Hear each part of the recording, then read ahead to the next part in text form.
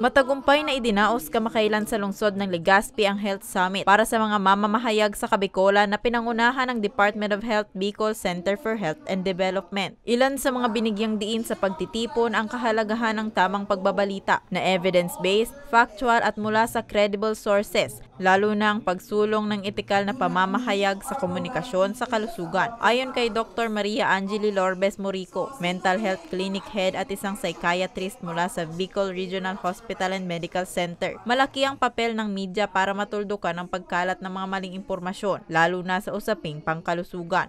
The main responsibility of journalists is to provide the public with accurate and trustworthy information. But it's a fact that sometimes we do not have or we cannot guarantee the truth, diba? Mahirap malaman ang katotohanan. But it is the cardinal principle of journalism to getting the facts straight.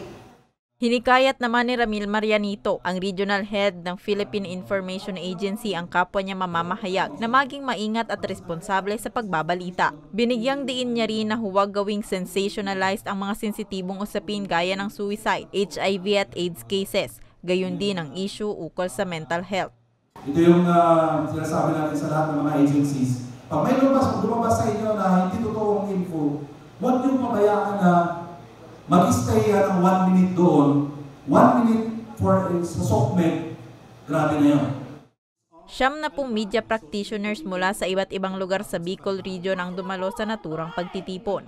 Ito ang ikalawang media summit na isinagawa sa rehiyon. Para sa mga balitang Tatak Bicol, Rose Bilista. Yung ulyanin, for example,